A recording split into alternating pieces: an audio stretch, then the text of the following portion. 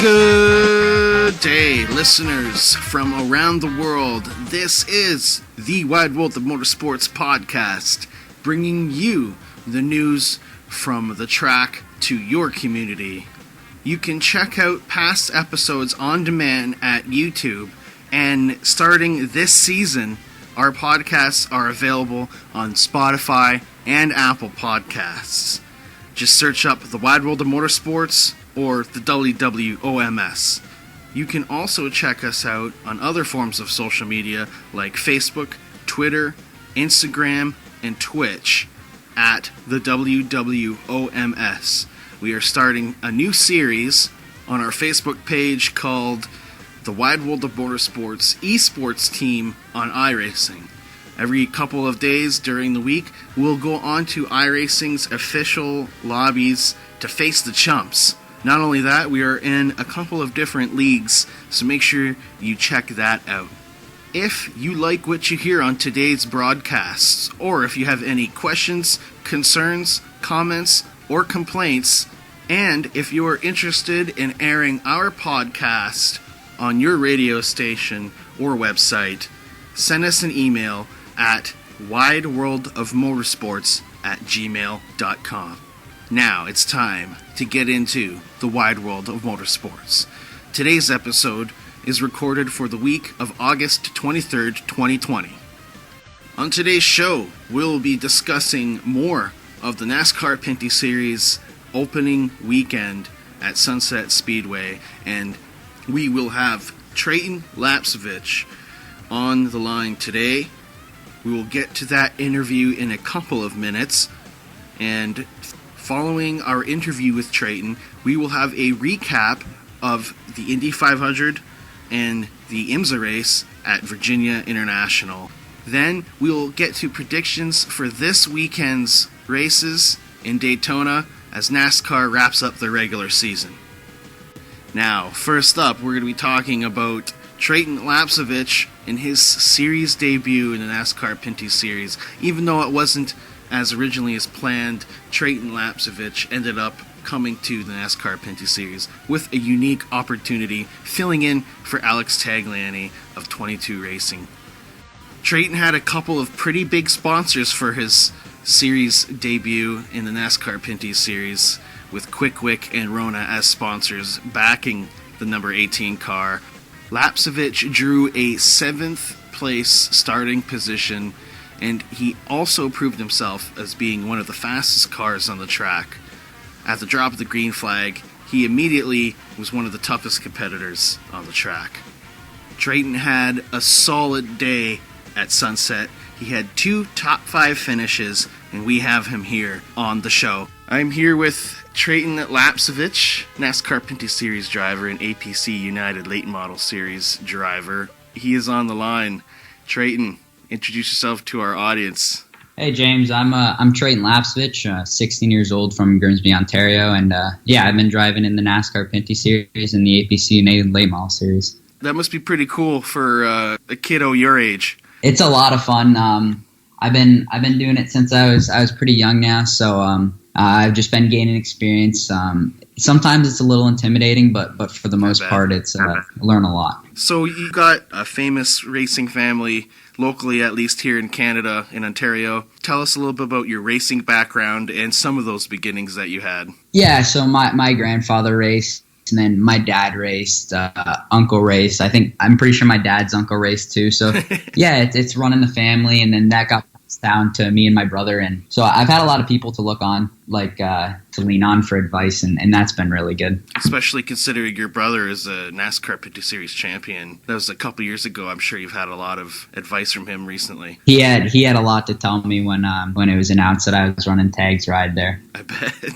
So you grew up around this sort of thing. So how was it like getting into racing and your first time in a race car? I started racing when I was I started practicing when I was 4.5 in quarter midgets. We did that down in the States. I did that till I was about 10 or so. And then I moved into the mini stock division at Sunset Speedway. And that was really my first time in a full-size stock car. It was definitely a new experience, but like I said, I had my dad and my brother, and they were giving me a lot of advice, and it was pretty much a learning curve. I think I did about 200 something laps before I even saw like an actual race. It was just pretty much practice at that time. There's probably a lot of different kind of input coming from each members of your family. Do you got like all the same info, or you got something different from each family member? My uncle and my dad, they're pretty different because my uncle was more of an oval driver, and my dad was really good on the road courses, but he was also pretty good on the ovals too. So they have two different driving styles. So it's their advice is a little different. My dad's more conservative, but my brother's he's pretty comparable to my uncle. So there's a lot to learn, and even from maybe some other drivers that you guys are hanging out with too. I bet they would have some input as well. Scott Steckley, he helped me out a lot. He was the owner of the team that I drove for, so he gave me a lot of input too, and we talked a lot about the handling of the car on the day of the race. Right, yeah, I bet you got a lot of great info and great insight.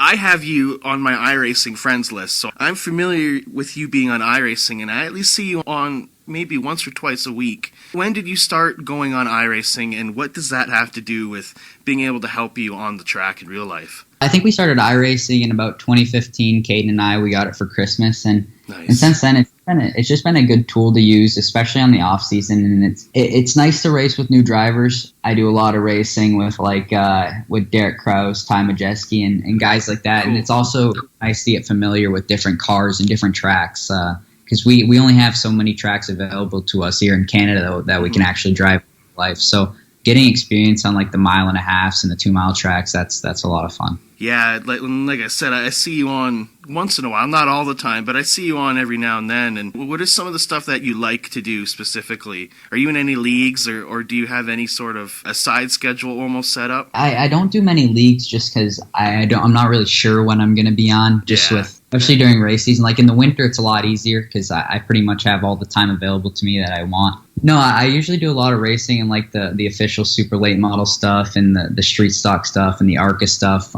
More short track, definitely. What's your iRating or your oval license? I'm an A class, and I think I'm 6,900 iRating or so.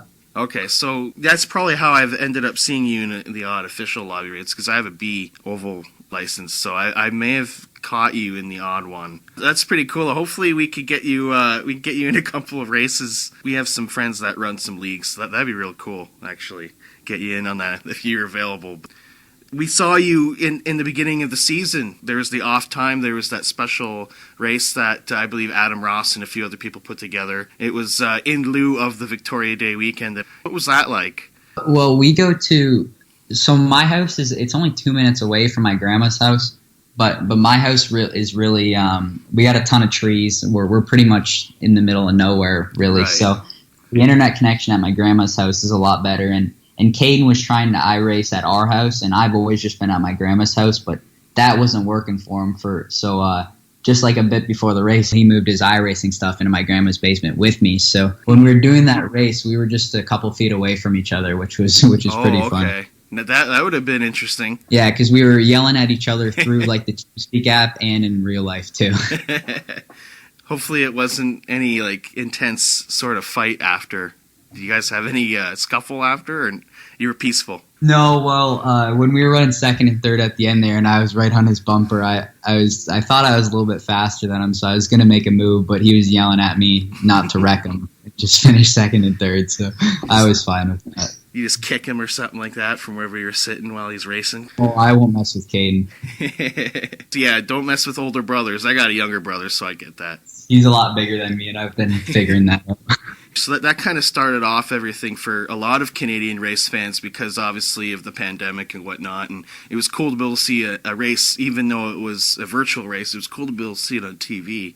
Then take us through the next couple of months up until when you found out you're going to be subbing in for tags. What was that like? It was kind of boring for a couple months there with the all the COVID stuff. We weren't doing any racing. And then we had the race there at Flamborough. I'm pretty sure it was either at the end of June or July. I think it was end of July. Yep. Yeah, we did that race, and then about another month later, my dad got a call from Scott, and he told us about the situation with Tag driving the truck ride and all that, and it was a really good opportunity for me. It came with the backing of Rona and Wick, and I was in a good ride at a track that I'm really familiar with, so I was really excited. Yeah, it must be pretty cool to have a couple of big named sponsors backing you, especially for a rookie. What does that mean to you? I'm really thankful for all the support. We've really struggled with sponsors in the past, so to get the backing for that race was really exciting. And especially filling in for Alex Tagliani. I mean, this is a driver that's, he's world renowned. And not only that, the team that you're racing for has got some great caliber. So tell us a little bit about what were the steps for you? Well, at the start of the season, no one ever could have told me that I was going to make my Pinty's debut filling in for Alex Tagliani and driving for Scott Steckley. So that was pretty cool. Like, obviously, I've been around Pinty's for a while, just watching my brother, my dad, and my uncle and stuff like that. And I've watched Scott race a lot, and I've watched Alex race a lot, and I know how notable they are. Scott's, I'm pretty sure he's a 4-time champion or something like that in the Pinty series, and he's had a lot of success. So just like getting to talk to him and hearing his advice was it definitely helped my confidence a little, and it was really interesting. And for your race at Sunset, there was quite the interesting race. I saw a little bit of it on TV as well. There was a lot of contact between some drivers during that race. What was it like just sitting in the field there and you're working your way up? I was pretty surprised, really, because I expected the first race to go kind of calm because everyone knew they had to save their equipment to run a second race, and it was kind of like switched around. The first race was really rough, and the second race was pretty calm with just the one caution. But it was definitely something different. I'm not sure that I've ever got roughed up like that in a race car before. It was almost like a boxing match, the first race. But luckily we were there at the end and still able to grab a pretty decent finish. So you finished in that race second. So you're driving at one point. It was a green-white checkered, and I end up seeing the 74 and the 3 touch. What is it like being a couple rows back, watching all that stuff, and seeing LP kind of get up there? I could have guessed something was going to happen, so I just tried my best to put myself in the right spot. I knew I wanted to get to the outside because that's where I worked best. I could pass the best, and I really had the most room to work with up there. After watching the broadcast on TV, I really wish I would have pushed it a little harder in turn 3 and 4 because I was pretty close to grabbing the win there. It's just a matter of if I would have had the advantage on LP coming out of the corner, it would have made not able to squeeze me in the wall and just kill my momentum like that. But it was just that need to push a little harder. But at that point, I really didn't know. I was in 5th place. I didn't know I was going to have a shot to win like that. I was really just trying to avoid the carnage to make sure we had a car. Right. Yeah, totally understandable. And as you said there, the second race, it was a bit more calm, so everyone's saving their stuff. Some of them didn't. What was it like in the second race? The second race, I started 3rd, so I really wanted to get out and lead some laps because I thought that's what I struggled in the first race. Is I waited too long to try and get going, and at that point the tires were so worn out and the cars were getting pretty hard to drive that it was just so hard to pass. So I tried to make my moves when the car was still fresh and the tires were still fresh, and that paid off for a bit. But then I really just fell off after 60 or 70 laps. And I think that had something to do with the combination of me not knowing how I needed the car set up for the long run because I just wasn't sure what I was looking for in the car during practice, which I struggled to communicate. And then the other part is just me getting used to the heavier car and the different suspension and just how hard it abuses the tires compared to like a late model. Right. All these things you're just also learning in a sense as well with the Pinty Series car. Yeah, it's a new thing to get used to, especially because we did one test, but it was mainly just pretty short runs because in the tests we're not usually going to go for 80 laps and see what the car is going to do. It's just not how we would want to spend our time. So it's those race laps that I really needed, and I think with the experience I took from that Sunset weekend, I could definitely use it to finish better in maybe next year whenever we decide to do more of those races. Yeah, so what is next for you? You probably definitely put yourself on the map for some people with your performances there at Sunset. So what is next? I'm not completely sure on that one. Hopefully we can put a full deal together in the Pinty Series next year, and I'm sure you'll see me in the APC United Late Model Series still. I'm still trying to get that first win there. I've come so close, and I'm pretty much determined not to leave that series until I grab the win. The competition's just so stiff there. We race again at Flamborough in about 2.5 weeks, I think it is, and then I think it's another 2 weeks until we race at Jacasa for twin 75-lap races, and then that's the end of the season. It was just it was a quick 4-weekend schedule with the 5 events because of the twin races at Jakarta. And I think they're still crowning a champion for it, and we're still pretty much in the points. So it's a lot of fun. Yeah, it's definitely interesting talking to someone. You're going to be our youngest guest ever on the show, and not only that, we've also had your brother on the show, and I hope certainly that years down the road, at some point, you're going to end up being like an old man, and I hope we're still interviewing you because you are quite the driver, young man. Thank you. It is definitely exciting to watch you race. I'm 27, so I'm a bit older, but I also have a feeling of, I like the youth movement. I like seeing young guys almost show up the old guys kind of thing. And that's, what do you feel like about that kind of, you're finishing better than some of these series veterans? Well, it like when I started in mini stocks and that, it was kind of intimidating at first because I got into the series and I was kind of winning pretty quickly, and it was all against people that were way older than me. So it was different. I received, like back then, I received some hateful comments about it, but it's kind of the thing now. The youth is kind of taken over, and it's showing like in the higher ranks of NASCAR too. Right, and now we're seeing a lot more younger drivers coming up through the ranks. So you being a part of that, maybe even showing some other younger guys the ropes. I think just in Canada especially, they're starting to get a lot of younger getting into the series, and I know that wasn't around many years ago. So it's really cool to see all the like, I'm no longer the youngest by that far anymore. There's other drivers like Jake Sherry in the late model series and that are all pretty close in age to me. So that's a lot of fun. That's pretty cool. And I bet you going to school and stuff and telling all your friends, "Hey, I gotta go do a race this weekend." I bet they think that's pretty cool too. So shout out to them. Grimsby Secondary School. Yeah.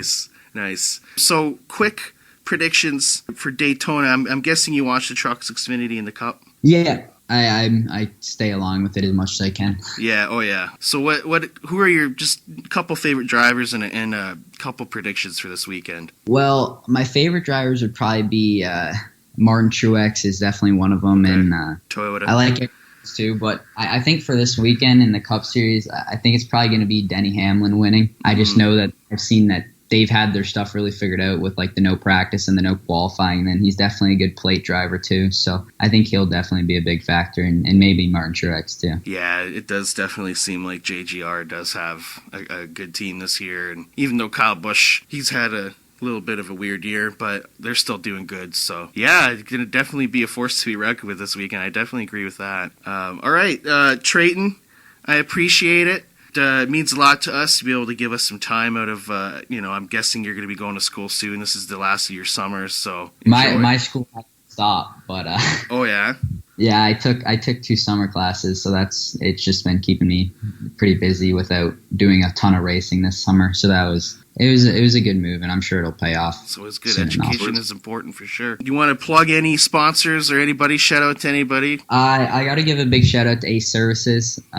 Austin and Karen there have been giving me a lot of support in the late model stuff, and they supported me and my brother for a long time now. So just a big thanks to them, and yeah, I couldn't do it without them. And once again, thank you very much for giving us your time today, Treyten. I really appreciate it. No problem. Great interview. Yes, always good to have a race car driver on the show, and good to have an upcoming talent like Treyten. Once again, another thanks for Treyten. Now we're going on to this past weekend in Dover, and it was an alright weekend. Did not watch 100% of the race for all races except for the truck race. I watched a good chunk of that. Zane Smith, he won that race, getting his second win of his season and $50K in the bank. And then it went on to the Xfinity race, where Justin Allgaier won at the Monster Mile. And then Cup race, Denny Hamlin won that race, a track that he considered himself not very good at. He also ran 1-2-3 with JGR, Martin Truex Jr., and Kyle Busch in the top 3 of that race. Good finish for them.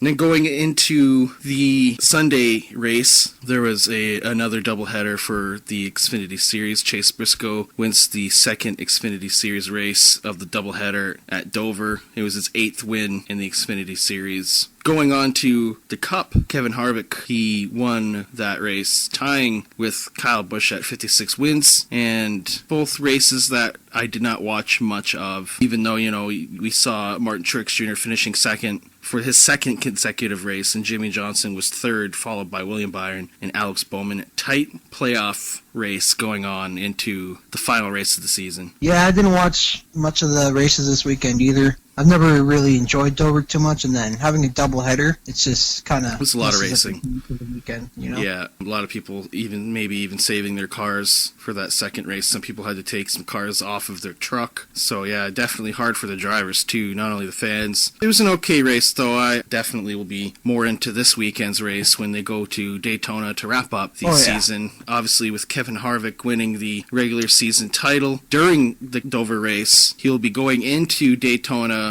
as the second best, winning odds of 10-1, Denny Hamlin 6-1, and not only that, he'll be leading the field to the green flag for that race. So a couple of drivers there, and then a couple of drivers I'd like to mention, Matt DiBenedetto and Jimmy Johnson racing to get into the playoffs. That's what we're looking forward to Daytona this weekend. What do you think? I have two scenarios. I think either one of the big two, either Harvick or Hamlin. I'm choosing Hamlin to win. Or either a wild card like Newman might win, just because for the story. I think that'll be cool. And then Bubba Wallace has shown to be very good at plate tracks, so I think it might be one of those two as a wild card. Yeah, who knows what we're going to see this weekend. It's going to be very interesting to try to see Jimmy Johnson make his way. I think he's sitting like just a few points in the cutoff. But we're going to obviously, we're going to need to see a really solid performance out of him. Pretty sure he's going to have to finish better than, at least, as I mentioned, Matt DiBenedetto. He's going to have to finish better than William Byron, and those are going to be some drivers that he's going to have to either team up with or he's going to have to go one-on-one with. I personally think Jimmy Johnson will make it in. I don't think William Byron has a chance to finish the race personally. He's had some pretty bad luck at Daytona, in the Cup Series at least, so I think Jimmy Johnson will make it in just fine. Well, who knows what we're going to see for the Cup race for Daytona this weekend. There's also going to be a truck and Xfinity Series race, which I'm not entirely sure what's going to go down there. Just going to have to watch it. For IndyCar and IMSA, we got Mike here. Let's talk Indy and IMSA here. Yeah, this weekend we had IMSA on Saturday at VIR, GT Challenge there, and we had the Indy 500, which is always a spectacle, right? The track's just has so much history and so much lore, and for me personally, I can't wait to watch that race. It's you hear lots of complaints about the cars and what they look like and whatnot, but and that people aren't making their cars like they used to, but Indy's Indy, and this year they were going fast, and it was a good race this year. Yes, it was a good race. I thought it was pretty good compared to some of the last couple of years, in my opinion. Yeah, and I don't disagree with that. That sometimes it can be kind of boring, and sometimes it's you hit that middle stint of the race where nothing's really happening. But this year, I think, provided a lot of action. This was not a good year for rookies. I mean, Pato O'Ward, he finished sixth. He got MVP or rookie or whatever it is for the Indy. I forget what they call it, rookie of the year or rookie of the race. But other than that, I mean, we had Alex Palau into the wall at turn 2. Yeah, that was a hard lick. Yeah, it was a hard one. And Oliver Askew actually had a really bad one coming out of turn 4. He got caught up in Connor Daly's spin, and you see him just from the shot looking down the straightaway, he just cuts right across the track and impacts the wall pretty hard. Thank goodness for a safer barrier. He seemed a little rattled, but he got out. And, it should have been Scott Dixon's race this year. He led the most laps. He was dominant from the green flag. If there was another restart at the end, he probably would have had him. I think he would have had him. Yeah, he definitely would have. And, Takuma took the lead with, I forget, it was 6 laps to go or something, which is usually a little early, right? At Indy, you don't want to be leading with 2 laps to go. Usually it's like a 2-lap run, right? 2 laps to go, you pass the guy, and then usually you break away that enough. But then Spencer Pigot had that massive crash into the abutment at the pit in, and ended up going to the hospital. I'm surprised they didn't red flag the race and try to get them to finish under green. You know, nobody likes to watch a race finish under caution. I have a feeling that if they would have red flagged the race, the cars would have been stopped. Who knows how long it would have taken to clean up. And then they would have got them going. You know, they would have been down to maybe 2 laps to go. And, you know, Indy 500, 2 laps to go, green flag, and everyone's tires are cool. And everybody's, you know, maybe not on the edge like they would be normally in the race. And maybe they just thought, yeah, it's not a safe idea right now to do that. So we ended under caution, and we got a 2-time Indy 5 champion. I thought it was a pretty good race. And then the day before, it was the IMSA race. Yeah, that's right. It was the IMSA race at VIR, which was a great race. I think it was better than the Indy 500. When you get the GT cars battling at VIR, it's a great battle always in GTLM and GTD. I mean, the Porsches blocked out the front row, and they battled with the BMWs the whole race. And you know what? Porsches made a few mistakes, had a few issues. The leaders actually had tire issues twice. And Antonio Garcia and Jordan Taylor once again lucked into a win. But like I said last week, it's about being there, right? You got to be there to win the race. Right. And then in GTD, you had Robbie Foley and Bill Oberlin win for Turner Motorsports, making Bill Oberlin the winningest driver in IMSA with 61 victories, that's huge. Wow. Yeah, absolutely. But it was it was just a good dogfight battle for everybody. You know, there's some contact, but VIR is tight, and it always, like I said, it always provides great racing. Just wish the oak tree was still there. And in a couple weeks, we have Road Atlanta. And then Charlotte. Yeah, we have Road Atlanta, September 4th to 6th, and then Mid Ohio next, and then Charlotte, and then back to Road Atlanta, and then to WeatherTech Laguna Seca. And we'll have it all here for our listeners. We'll talk about it all, and I'll make sure I watch it, and we'll definitely have your side of things in the weeks to come here on the Wide World Motorsports Podcast. Perfect. That sounds great. I can't wait. Looking forward to it. And that wraps it up for another edition of the Wide World of Motorsports Podcast. Would like to thank our guest today, Treyten Lapcevich, for giving us some time on the show. Also, would like to thank our weekly contributors and co-hosts, the Pepe and Michael Wallace. Be sure to check out other episodes of the Wide World of Motorsports Podcast on demand on YouTube, and as well as Spotify and Apple Podcasts. We are also on social media at the THEWWOMS on Facebook, Twitter, Instagram, and Twitch. If you have any questions, concerns, comments, or complaints, or if you liked what you heard today and want our podcast on your radio station or website, email us at wideworldofmotorsports@gmail.com. And always remember, the only race that matters is the race on the track. Hi, this is Alex Tagliani, NASCAR Pinty Series driver. You're tuned in from the track to the community on Wide World of Motorsports, the #1 motorsport show in the community. Hey there, thank you for watching our video. Make sure you head on over to Facebook, Twitter, YouTube, and Instagram at the THEWWOMS.